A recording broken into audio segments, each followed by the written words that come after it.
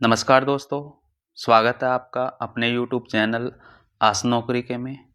तो दोस्तों, आज से हम शुरू कर रहे हैं जीएस के प्रैक्टिस सेट की एक सीरीज, जिसमें हम आपको कराएंगे प्रीवियस ईयर में आए हुए क्वेश्चन और आगामी परीक्षाओं में संभावित क्वेश्चनों को। तो दोस्तों, आप हमारे साथ जुड़ के अपने जीएस के डर को दूर करें और 90 दिनों में अपनी एक सीट पक्की करें दोस्तों।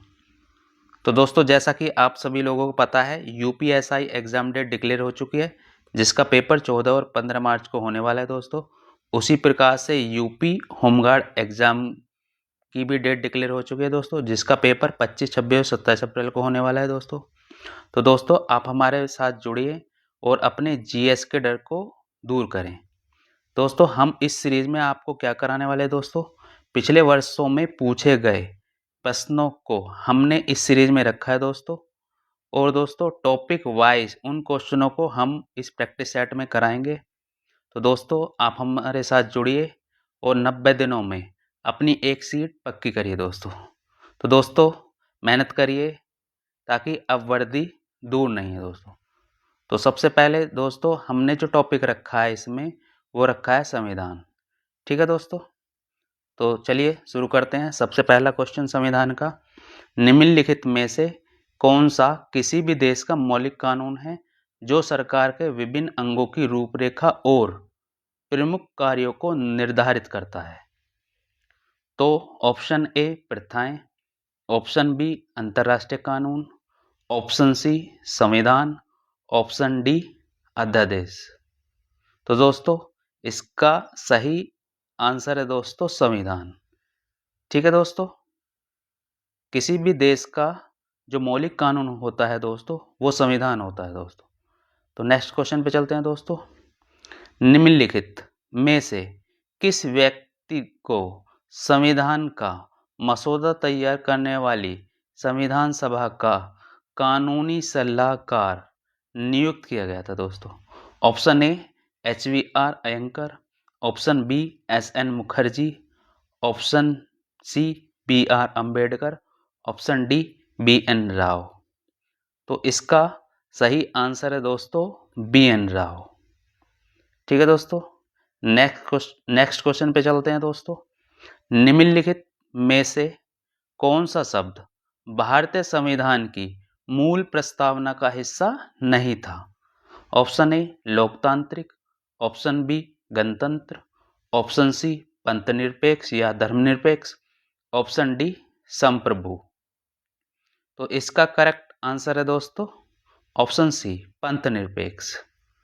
तो दोस्तों, पंथनिरपेक्ष या धर्मनिरपेक्ष हमारे मूल संविधान में नहीं था। इसको दोस्तों 42वां संविधान संशोधन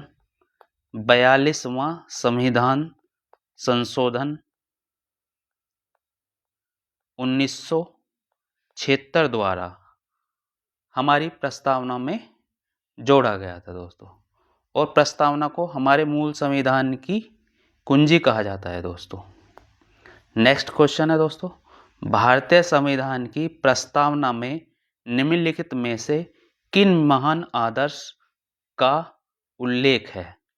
ऑप्शन ए अभिव्यक्ति, नागरिक, राजनीतिक, उपासना और विश्वास की स्वतंत्रता, ऑप्शन बी विचार, अभिव्यक्ति, विश्वास, धर्म और उपासना की स्वतंत्रता, विश्वास, वित्तीय, व्यक्तिगत, धर्म और उपासना की स्वतंत्रता, ऑप्शन डी अवसर, आर्थिक, सामाजिक, धर्म और अभिव्यक्ति की स्वतंत्रता।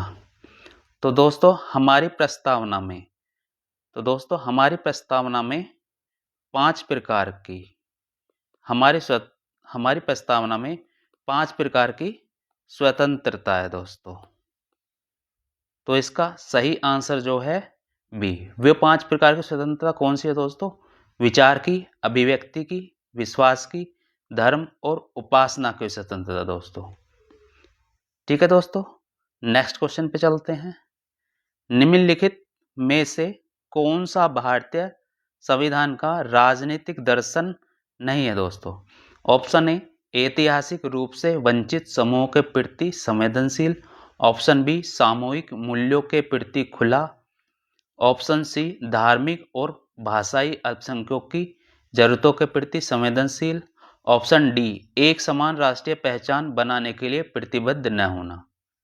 तो दोस्तों इसका जो करेक्ट आंसर है वो है ऑप्शन नंबर डी, एक समान राष्ट्रीय पहचान बनाने के लिए प्रतिबद्ध न होना दोस्तों। तो नेक्स्ट क्वेश्चन पे चलते हैं दोस्तों। निम्नलिखित में से किस शब्द का उल्लेख भारतीय संविधान में नहीं है? ऑप्शन ए धर्मनिरपेक्ष, ऑप्शन बी गणतंत्र, ऑप्शन सी संघवाद, ऑप्शन डी समाजवाद दोस्तों। तो दोस्तों हमारी प्रस्तावना में इस समय धर्मनिरपेक्ष भी है। ठीक है दोस्तों, धर्मनिरपेक्ष का अर्थ क्या होता है दोस्तों? कि सरकार सभी धर्मों को समान मानेगी, वो किसी भी धर्म में भेदभाव नहीं करेगी दोस्तों।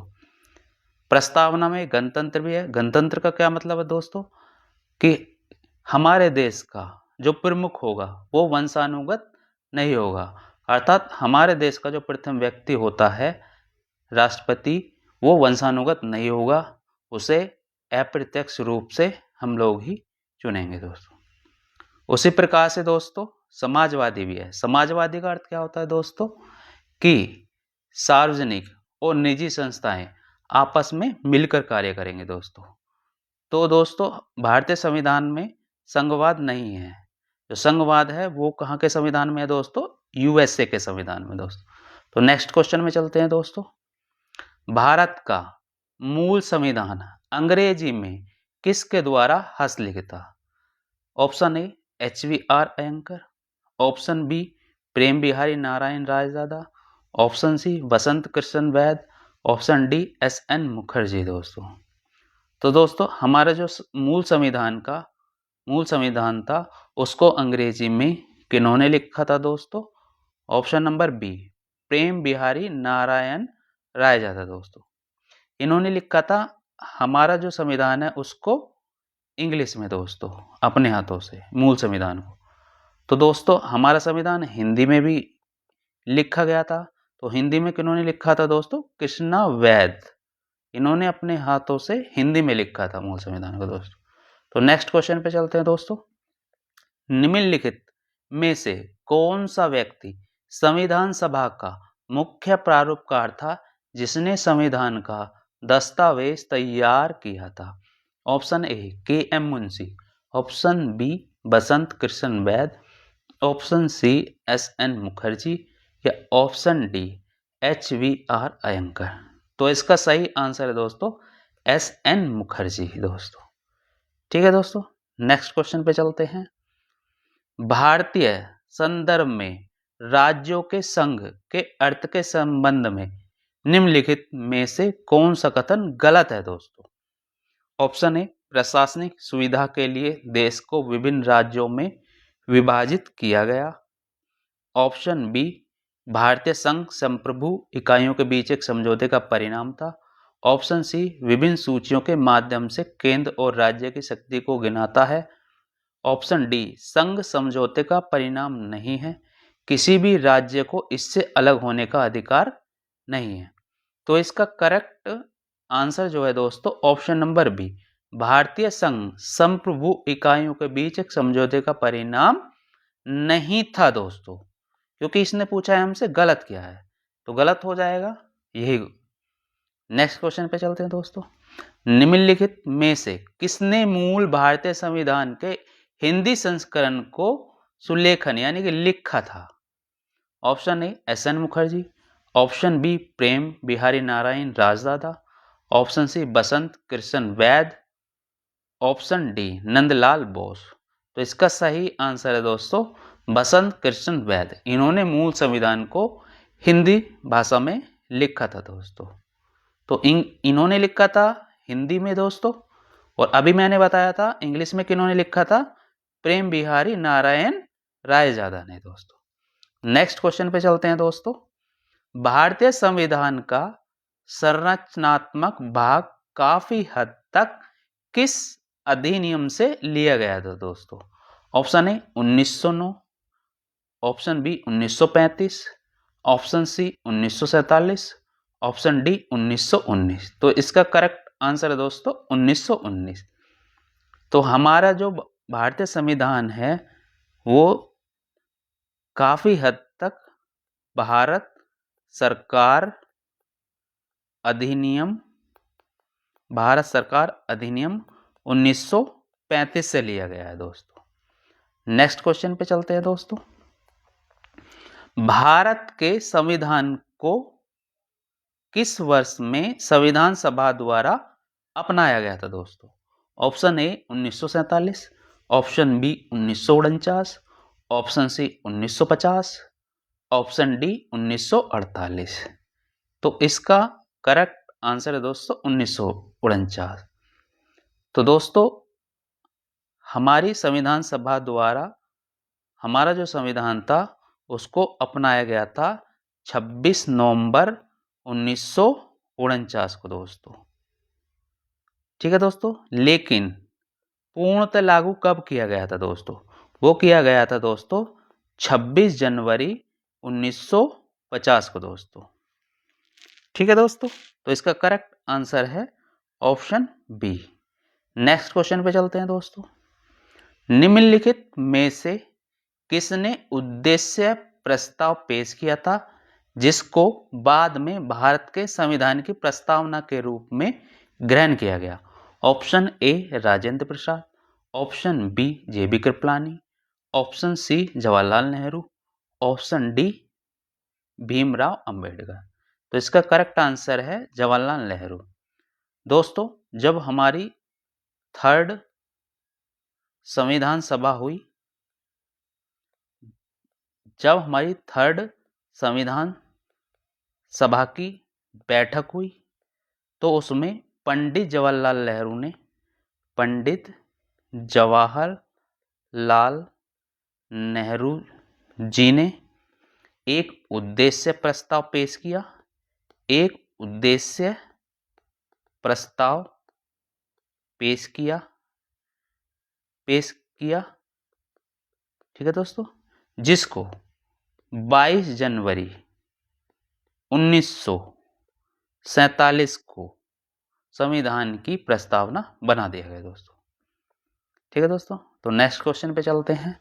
भारत का संविधान सरकार की किस प्रकार की प्रणाली के साथ एक संप्रभु समाजवादी धर्मनिरपेक्ष लोकतांत्रिक गणराज्य है?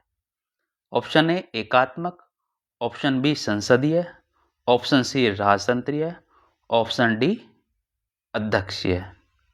तो इसका करेक्ट आंसर है दोस्तों ऑप्शन बी संसदीय। ठीक है दोस्तों, तो हमारी जो संसद है दोस्तों, ठीक है, उसके 3 अंग होते हैं दोस्तों। एक तो लोकसभा, ठीक है दोस्तों, एक होता है राज्यसभा, ठीक है दोस्तों, और जो इसका राष्ट्रपति होता है दोस्तों, और तीसरा कौन होता है दोस्तों? राष्ट्रपति। इसका एक अभिन्न अंग है। नेक्स्ट क्वेश्चन पे चलते हैं दोस्तों। गणतंत्र दिवस समारोह के समापन को चिन्हित करने वाला समारोह इनमें से कौन है? ऑप्शन ए बीटिंग रिट्रीट समारोह, ऑप्शन बी भारतीय वायुसेना के लड़ाकू विमानों द्वारा fly past, option C Rashtrapati Bhavan में एट होम समारोह, ऑप्शन डी राष्ट्रपति युद्ध स्मारक पर श्रद्धांजलि समारोह। तो दोस्तों इसका करेक्ट आंसर है दोस्तों बीटिंग रिट्रीट सेरेमनी समारोह दोस्तों। गणतंत्र दिवस के समारोह के समापन के रूप में बीटिंग रिट्रीट सेरेमनी को किया जाता है दोस्तों।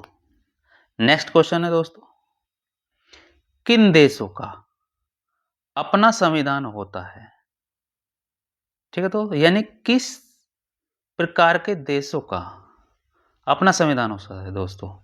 ऑप्शन ए साम्यवादी, ऑप्शन बी लोकतांत्रिक, ऑप्शन सी कुलीन तंत्रीय, ऑप्शन डी सर्वसत्तात्मक। तो इसका आंसर है दोस्तों लोकतांत्रिक। जैसे दोस्तों हमारे देश का एक अपना संविधान है और हमारा देश क्या है? एक डेमोक्रेटिक कंट्री है। ठीक है दोस्तों, नेक्स्ट क्वेश्चन की बात करते हैं दोस्तों। निम्नलिखित में से कौन सी भारत के संविधान की एक विशेषता नहीं है दोस्तों? ऑप्शन ए द्विसदनीय विधायिका, ऑप्शन बी एकीकृत न्यायिक व्यवस्था, ऑप्शन सी एकल नागरिकता, ऑप्शन डी राष्ट्रपति द्वारा राज्यपाल की नियुक्ति। दोस्तों तो दोस्तों राष्ट्रपति द्वारा राज्यपाल की नियुक्ति की जाती है, हमारे यहाँ एकल नागरिकता है, जबकि दोहरी नागरिकता कहाँ की है दोस्तों? यूएसए की। और दोस्तों एकीकृत न्यायपालिका भी है हमारे यहाँ, जबकि द्विसदनीय विधायिका नहीं दोस्तों। केंद्र में द्विसदनीय है, ठीक है दोस्तों, लोकसभा और राज्यसभा। नेक्स्ट बात करते हैं नेक्स्ट क्वेश्चन की। निम्नलिखित में से कौन भारतीय संविधान की संघीय विशेषता नहीं है दोस्तों? ऑप्शन ए दोहरी सरकार, ऑप्शन बी शक्तियों का विभाजन, ऑप्शन सी अखिल भारतीय सेवाएं, ऑप्शन डी लिखित संविधान। तो दोस्तों हमारे यहाँ का लिखित संविधान भी है, हमारे यहाँ शक्तियों का विभाजन भी है, संघ में और राज्यों के बीच शक्तियों का विभाजन होता है दोस्तों, दोहरी सरकार भी है हमारे यहाँ। तो इसका करेक्ट आंसर क्या है दोस्तों? अखिल भारतीय सेवाएं। इसने पूछा था कौन सी विशेषता नहीं है दोस्तों, तो अखिल भारतीय सेवाएं। नेक्स्ट क्वेश्चन पे चलते हैं दोस्तों। निम्नलिखित में से किसने भारतीय संविधान को अर्धसंघीय बताया है? Option A M V Pylee, option B Gunnar Myrdal, option C A V Dicey, option D KC Wheare. तो इसका करेक्ट आंसर है दोस्तों केसी वियर दोस्तों। नेक्स्ट क्वेश्चन पे चलते हैं दोस्तों। संविधान सभा के संदर्भ में निम्नलिखित में से कौन सा कथन सही है दोस्तों? ऑप्शन ए संविधान सभा ने मई 1947 में भारत की राष्ट्रमंडल की सदस्यता की पुष्टि की थी। नहीं दोस्तों ये गलत है, क्योंकि संविधान सभा ने मई 1947 में नहीं, मई 1949 में पुष्टि की थी दोस्तों। ऑप्शन बी संविधान सभा ने जनवरी 1950 में राष्ट्रीय गान को अपनाया था, यह सही है दोस्तों। संविधान सभा ने जनवरी 1948 में राष्ट्रीय गीत को अपनाया था, नहीं दोस्तों ये अपनाया था 1950 में। ऑप्शन डी संविधान सभा ने जुलाई 1949 में राष्ट्रीय ध्वज को अपनाया था, नहीं दोस्तों संविधान सभा ने जुलाई 1947 को राष्ट्रीय ध्वज को अपनाया था दोस्तों। ठीक है दोस्तों, इसी प्रकार से इसका आंसर हो जाएगा option number B. Next question पे चलते हैं दोस्तों। भारत के संविधान को बनाने वाली संविधान सभा में कितनी महिला सदस्य थी दोस्तों? Option A 12, option B 10, option C 14, option D 15। तो इसका सही आंसर है दोस्तों 15 महिलाएं। संविधान सभा में कितनी महिलाएं थी दोस्तों? 15 महिलाएं। नेक्स्ट क्वेश्चन पे चलते हैं दोस्तों। भारत की संविधान सभा की सदन समिति के अध्यक्ष कौन थे दोस्तों? Option A B Pattabhi Sitaramayya, option B A V Thakkar, option C J B Kripalani, option D K M Munshi.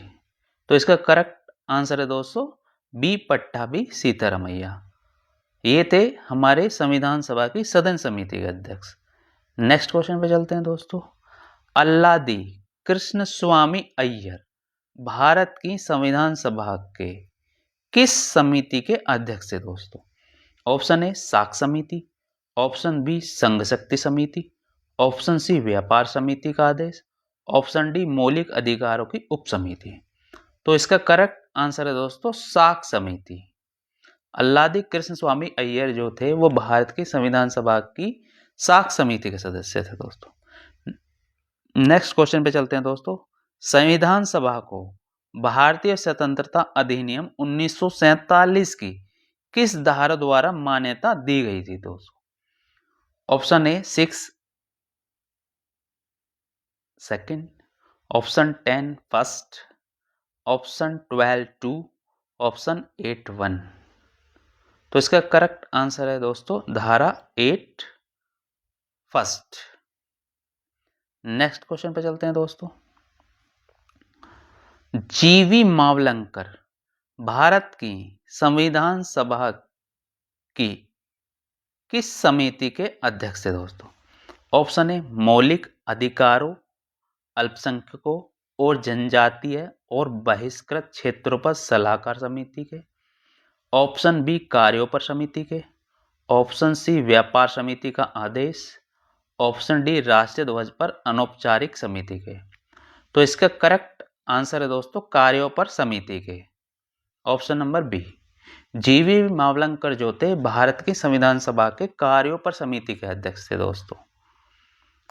तो दोस्तों यदि आप लोगों को ये क्वेश्चन अच्छे लगे हों तो दोस्तों प्लीज़ हमारे चैनल को सब्सक्राइब करिए, लाइक करिए और कमेंट करिए और ज़्यादा से ज़्यादा अपने ग्रुप में अपने दोस्तों को जो अपने एग्ज़ामों की तैयारी में लगे हुए हैं दोस्तों उनको आप शेयर करिए। बस एक मुहिम हमने चलाई है दोस्तों, उसमें आप लोग थोड़ा सा सहयोग करिए ताकि हम आपको अच्छे से अच्छा कंटेंट दे सकें दोस्तों। तो थैंक्स फॉर वॉचिंग दोस्तों, बाय बाय।